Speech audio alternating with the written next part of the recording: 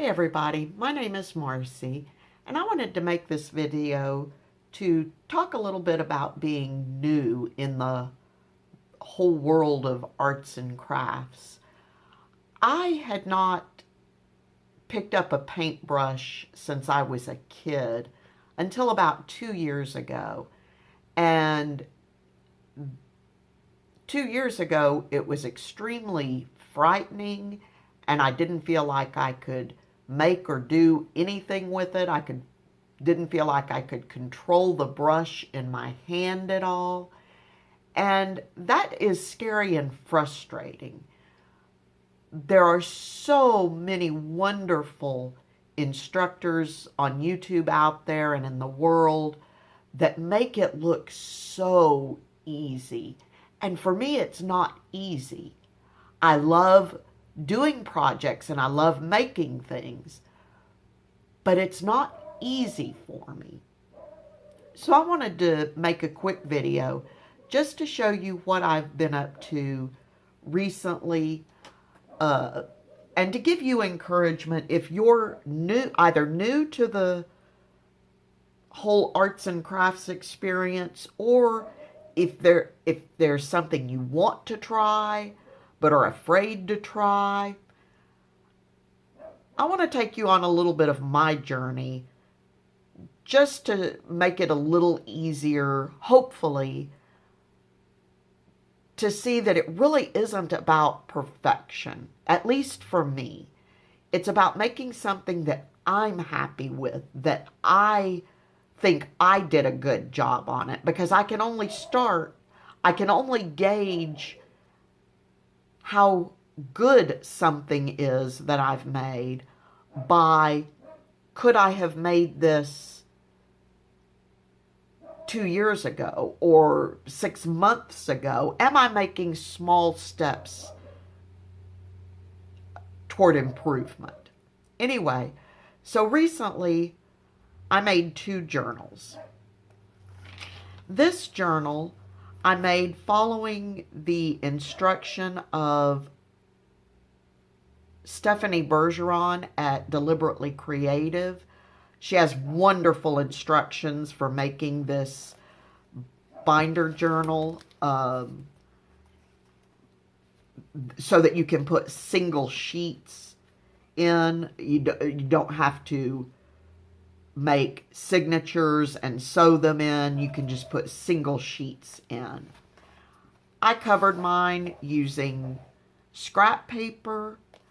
I made a little pocket in the back. That actually took me some doing to figure out how to make it such that I could actually put several things in it. This journal I wanted to be a true junk journal. And what I mean by that is every page I use, every substrate that I start with, needs to be junk of some sort. You'll see in my pockets I have envelopes from junk mail. I have cardboard packaging from some plastic spoons. I have more junk mail that are just cards that fold out. And I hope to use some of these in my journal. But that's what my substrate must start with. The second rule I made for myself is, and it's not a hard and fast rule, it's just if I have stuff and I'm able to, is to use leftover scraps and stuff from previous projects on top of my substrate. So if I start with this card and I have some leftover pieces of scrap paper or whatever, put them down first. They may get covered up so they don't show, but they're going into my journal page. And that also helps because some of the substrates that I'm using are not great. It adds a little more bulk to the pages, especially like magazine pages. Like these, I've got 2 magazine pages glued together, and it's still, and gessoed, and it's still a pretty flimsy substrate. But if I add little bits of leftover scrap paper, which I've done on this page, or leftover little bits of anything, it helps bulk up that substrate a little bit. The final rule I have for this journal is that I suppose the theme of it has to come from the English Rose Garden. This is some scrapbook paper that I bought at Michael's. I got it for $5. I know that says $19.99. I promise I didn't pay $19.99. I paid $5. It's made by Recollections. And the reason I chose this particular pad, is not because I'm absolutely in love with everything on it. Some of the stuff, like that page, I really like. This one, not so much. But I want to challenge myself to create my pages. Sorry, my dog's running in and out the door for some reason, his little doggy door. I want to challenge myself to create pages to match this. I'll be right back. I need to check on him. Okay, my poor little guy, he wasn't running in and out. He was trying to come in, and the back door had blown somewhat closed, and he's so tiny he couldn't get it open. See, he's just a little guy. Bud, can you say hello? No? No, you're mad at me right now, aren't you? Okay, so now I've got him in my lap so we can make up, because that was an awful mean thing for me to do. Anyway, what I was saying was, I want to encourage, try to force myself to create pages. I don't even know how to explain it. But let's say I wanted to use this card on a page. Well, that means I need to do something on my journal page that will go with this.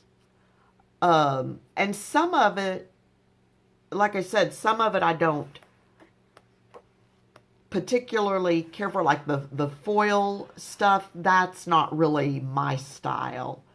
But it would force me to use some purples and some yellows. And what I know is, when I'm using wet media, such as acrylics and watercolors and stuff, I've got to be careful about my purples and yellows. Gonna have to do them in multiple layers to let them dry, because purple and yellow together will make a nice mud color. So it will force me to use what little bit I do know, and hopefully help me get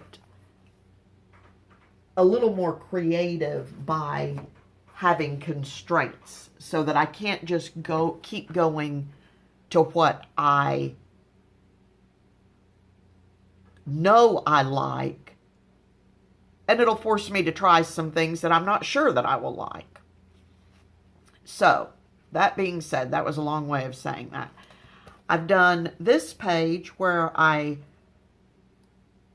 was doing a one-stroke painting technique, trying it out. It was the first time I'd tried that. And then I just took a journaling card and some paper out of that scrapbook and added it on top. So that was easy enough. Here on this side, I went a little more in depth, and I was trying some stuff I'd never tried before. I put down some scrapbook paper scraps, then I laid gesso over the top of it, and I put some corrugated cardboard down. I used some texture or molding paste to give more texture. And I was putting watercolors on here, and I used Inktense pencils. And then I put a few things from the scrapbook paper pad on there. So I'm really enjoying the idea of having certain rules to follow for the binder, and I'll be really anxious to see what I am able to do with some of these things that I really have no idea what I will do with them or how I will use them, but I'll figure something out, and that's the fun, is figuring this stuff out. So that's what I like about this journal. I still need to decorate the cover, and I will get that done. Then I made another journal. In case you can't tell, I'm really enjoying making journals right now.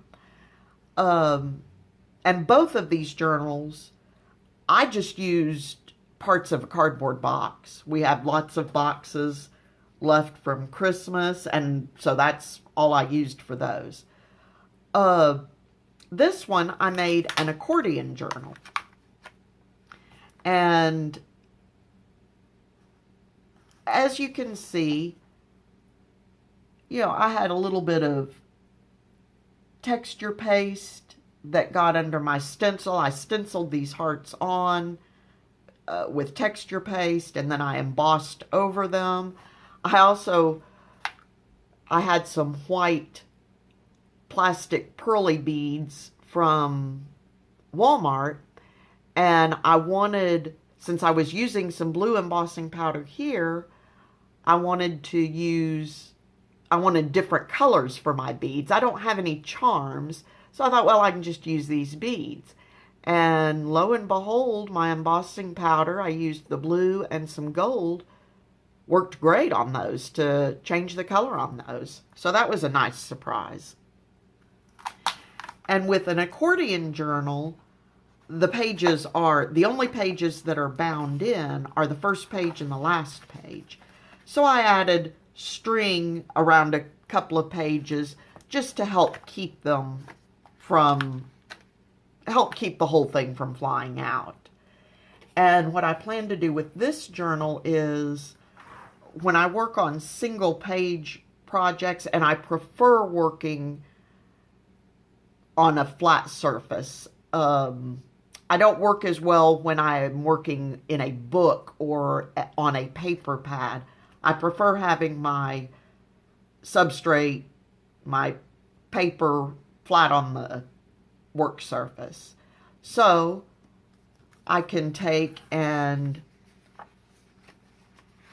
just attach it, double-sided tape, glue, whatever I want, attach it to these little accordion tabs, and then when I get something on both sides, because I can put one here, like this, and then I can put another one on this side, just with a little double-sided tape, and attach the two, and then my accordion that will limit the motion in my accordion that much more. So the string, by the time I'm done, may not even be needed. I'll leave it on there, but for now it's just to hold my accordion in place.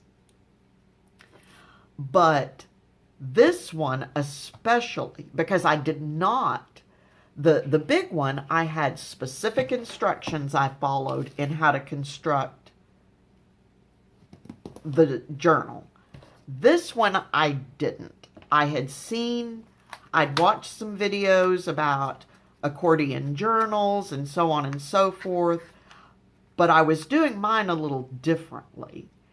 And I was doing a mashup of several that I'd seen. And I wasn't real sure how to do what I wanted to do, which was get my first and last flaps under my inside journal cover page. But I ended up having to take it apart 2 or 3 times to get it so that the pages would turn properly and so on and so forth. But I got it. And I was literally doing a little happy dance when I got this done finally. It's not perfect. It's got lots of little imperfections. I didn't get paper completely covering my corners. But I'm in love with this one because as I was putting it together, I had a couple of problems, but I was able to just walk away, come back, and fix them. And that was thrilling for me. So I guess the long and short of it is that's what I've been up to. But the long and short of it really is, if you're new to crafting, or if you're thinking about trying to do some crafting, the only thing I can really tell you is just try. You're probably going to have some failures. I know I did. Maybe you'll be lucky and you won't have any failures. I have failures all the time. But I learn something every time I have a failure. And every time I learn something, then that's something that I can either not do if it was a failure or do again if it was a success. And that's all we can do. I know I watch so many videos from professionals who are able to teach these tutorials so well, and their work always looks magnificent. But it can be a little intimidating. And every one of them are very good about saying, just try, keep working at it, little steps. But it can still, at least to me, seem very intimidating. So I wanted to do this quick video to show you what I've been doing and to show you that, yeah, mine never comes out like the videos. So it's a really good day if mine have gotten even anywhere close. But most of the time, actually, what it is that I've gotten one part of the project that I really like. But the rest, I need to redo. I need to relearn. I need to learn more. I need to practice more. And that's just the nature of arts and crafts. But it's a spectacular journey. I'm loving the journey more than I've loved any hobby I've had over the years. So give it a try. And don't be hard on yourself. Not everything is going to be a masterpiece. Maybe not anything is going to be a masterpiece. But you're doing it for you and nobody else. So start your own journey and enjoy. Bye-bye.